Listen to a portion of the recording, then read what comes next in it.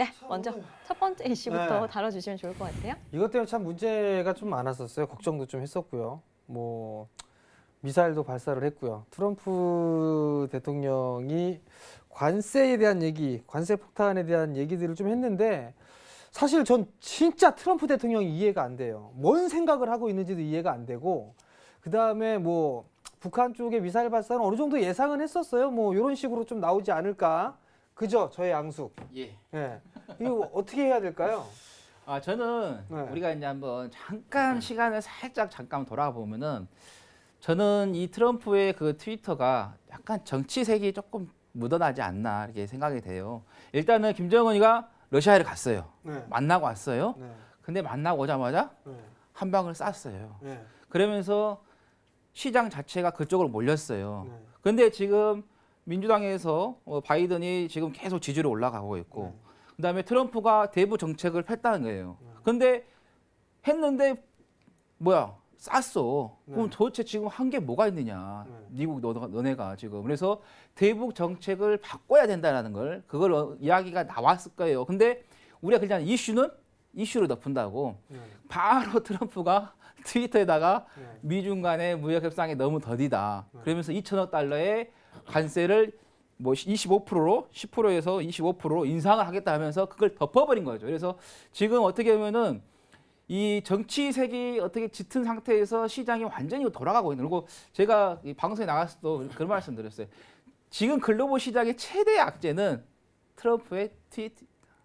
이 트위터를 하는데 우리가 다 그걸 친구 신청해서 보고 있을 수는 없잖아요. 또 시간 차이가 나는데. 그렇죠.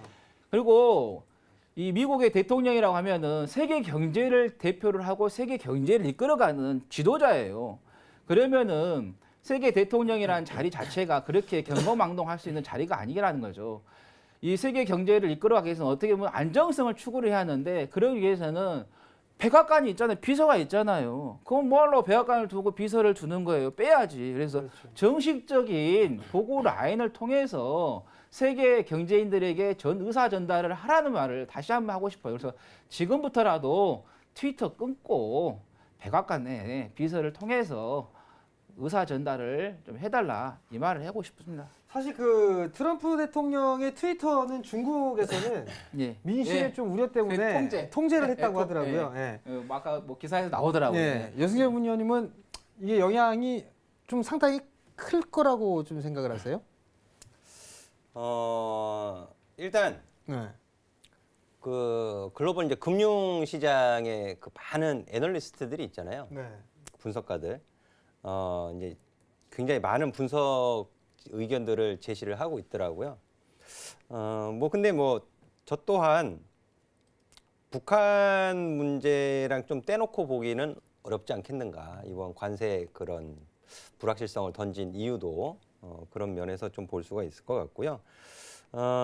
지금 뭐 비관적 그리고 중립적 그리고 낙관적 이런 의견들이 제시가 되고 있는데 일단은 뭐 예측이나 예단할 필요는 없을 것 같아요. 예측이나 예단을 할 필요는 없을 것 같고 앞서서도 말씀드렸던 것처럼 금주 내로 방향성에 대한 파악은 좀 되지 않겠는가. 방향성을 파악한 이후에 움직여도 늦지 않다. 저는 그렇게 판단을 하고 있고요. 그리고 북한의 이런 도발 이런 문제들도 어떻게 보면 당연한 어떻게 보면 설계 시나리오대로 지금 흘러가고 있는 것이 아닌가 제 나름대로 좀 의구심을 갖고 보는 부분도 있기는 한데 그렇다 하더라도 항상 또 수급이 말을 해줄 겁니다.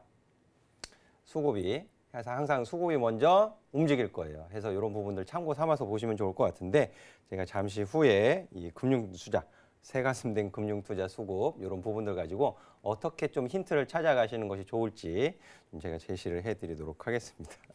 예.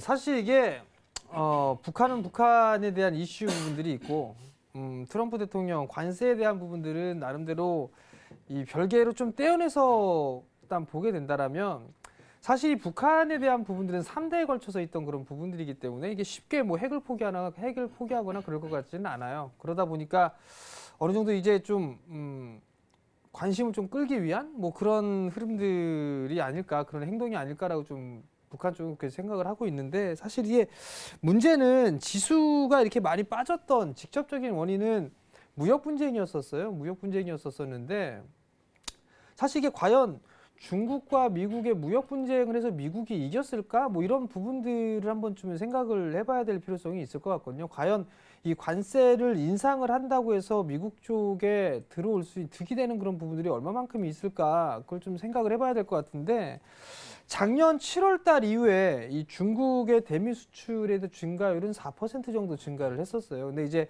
반대로 미국의 대중 수출 같은 경우는 18% 가까이 감소가 좀 되는 그런 모습들이 좀 나타났거든요. 거기에 따라서 미국 기업들의 실적이 안 좋을 거다라는 그런 부분들이 나왔었고, 실질적으로 좋지 않게 나온 그런 상황들이란 말이에요. 결국은 이러한 모습들을 좀 놓고 봤을 때는 미국이 결코 유리한 그런 부분들은 아니지 않는가라고 좀 판단이 되고, 중국의 또 대미 무역 흑자가 10%대, 16%대로 일단 나타났단 말이에요. 그런 면에서 놓고 봤을 때 관세나 이런 부분들로 인해서 중국을 잡기에는 다소 좀 무리가 있지 않을까라고 좀 판단이 되는데, 사실 저는 반대로 내년에 트럼프 대통령의 재선이 있어요. 내년도에. 그럼 이게 시간이 너무 많이 남아있는 그런 상황들인데, 여기서 이게 과연 예상을 할 수가 없으니까 이 트럼프 대통령이 아예 그냥 나 씨 안 해! 이러고 나서 그냥 나가버리는 뭐 그런 북한처럼 뭐 그런 모습들이 나오지 않을까라고 좀 판단이 되는데, 그런 생각은 안 드세요? 우리가 네. 예측할 사람이 있고 예측 네. 못할 사람이 있는데, 진짜 트럼프는 네. 예측하면 안 돼요. 예측하면 오히려 더 혼란스러운 것 같아요. 그냥 혼자 막 트위터에서 놀으라고 그냥 놔두고 그냥 우리 나름대로 그냥 각자만의 대응을 세우면서 가야 되지. 근데 지금 현재 미국에서 여론을 보면은 지금 바이든 쪽에서 상당히 좀 좋은 현상이 발생하고 있다고 하더라고요. 네네. 그냥 그런 부분에 있어서 또 한 번에 그거를 또 뒤집을 수 있는 쇼맨십을 트럼프가 한 번은 하지 않을까. 그게 긍정적으로 좀 보여야 하는데 부정적으로 보인다는 게 좀 아쉽습니다. 일단 뭐 이게 무역 관세에 대한 부분들 때문에 북한에 대한 이슈는 쏙 들어갔는데, 그렇죠. 그러면 반대로요. 일단 여승재 전문위원님하고 저하고의 그 조정 시에 매수를 해야 될 포인트는 좀 비슷해요. 지수 때는. 그럼 우선적으로 저는 조정을 받았을 때는 매수를 해야 된다라고 저는 보고 있는데, 이게 주식은 대응의 영역이잖아요. 그렇죠. 근데 만약에 그 지수 때가 왔어요. 왔음에도 불구하고 추가적으로 뭐 이게 안 좋은 일이 설마 생겨서 그렇게 된다라면 현금을 좀 만들어야 될까요? 아니면은 그냥 참아야 될까요? 저는 항상 그 계좌 내 주식 비중과 현금 비중이 있잖아요. 그 부분을 지금까지 이제 4월 달까지 해서 주식 비중을 70% 이내로 좀 관리를 해드리는 편이거든요. 변수가 있으니까 이런 부분들. 그리고 근데 개인 투자자분들이 어떠한 기준이 없으시다면 코스피 지수가 2000포인트에 있건 2200포인트에 있건 어렵게는 마찬가지세요. 근데 하지만 이제 현금 비중이 좀 중요한 역할을 하겠죠. 이제 조정을 받는다면.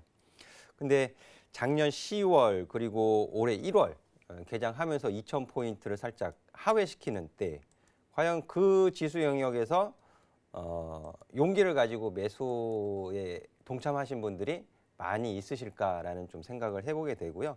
그리고 지금 지수 영역으로 이제 2130포인트 선, 전에도 좀 말씀드렸던 부분인데, 이 미중 무역 분쟁으로 인한 주요 저점이 1987포인트 선, 1985포인트 선입니다. 그러니까는 지금 트럼프 대통령이 아까 좀 전에 말씀해 주셨잖아요. 트럼프 대통령이 나 안 해 하고 나가버린다. 근데 시장에서는 트럼프 대통령이 나 안 해 이것보다 시진핑 주석이 더 이상 양보 못하겠다 나. 자존심 상한다. 그 중국의 그러니까 협상 실무 담당자의 양보안을 거부했다, 이런 뉴스도 있었거든요, 사실. 그러다 보니까는 그런 부분을 더 걱정을 하게 되는 거죠. 그게 이제 비관적인 시나리오가 제시되고 있는 내용 중에 하나인데, 저희들이 이렇게 시장 얘기를 해드리지만 예측과 예단은 분명히 무의미해요. 무의미하고 이 방향성이 아직 나타나지 않은 상황에서는 그냥 관망하시는 것이 이 무대응이 대응일 수 있거든요. 가장 좋은 대응이 될 수도 있기 때문에 지금은 좀 관망하시는 것이 더 좋지 않겠는가 하는 말씀으로 마무리 짓겠습니다. 사실 이제 지금 상황에서는 고민을 하거나 할 수 있는 그런 부분들은 주식을 이제 많이 가지고 있는 그런 투자자분들이 좀 고민이 되지 않을까라고 좀 생각을 하는데요. 뭐 주식을 하다 보니까 그런 부분들이 있을 것 같아요. 돌발 변수, 뭐 잘 될 것 같은데 안 됐더라, 뭐 이런 부분들이 나오면서 변동성에 대한 부분들이 생기는데 항상 그런 과정들이 좀 있었던 것 같아요. 시장에 있어서 변수가 생기고 변동성이 생기게 된다라면 그 부분들로 인해서 또 다른 기회로 좀 작용한다라는 거. 물론 지수가 빠지고 변동성이 생기는 그런 부분들에 있어서 고통스럽기도 하고 속이 쓰린 그런 부분들도 있지만 전 여기에서 뭐 죽어 내려간다거나 뭐 그럴 것 같지는 않아요. 물론 선물 기준으로 좀 보게 되면 뭐 한 274포인트대 275포인트 정도? 그 정도가 된다라면 어느 정도 이 박스권에 대한 하단 그 부분들을 좀 생각을 하고 있는 그런 사항들인데 항상 이런 시기 때 그 얘기들이 좀 많이 나와요. 안 좋은 얘기들. 무역 분쟁이 안 되면 2,000포인트가 붕괴될 것이다라는 그런 비관적인 얘기들. 그런 얘기들이 좀 나오기 때문에 심리적으로 좀 상당히 위축되는 그런 모습들을 좀 보일 수가 있는데 한국 시장 쌉니다. 한국 시장 싸기 때문에 싸게 사서 버티면 좀 더 비싸게 살 수 있다라는 거, 팔 수 있다라는 거, 그 부분들만 좀 기억을 하시고 투자 마인드로 좀 보시는 전략, 그 부분들이 상당히 좀 좋지 않을까라고 좀 판단이 되면 됩니다. 일단 뭐 첫 번째 이슈는 뭐 요 정도에서 좀 마무리를 하도록 하겠습니다.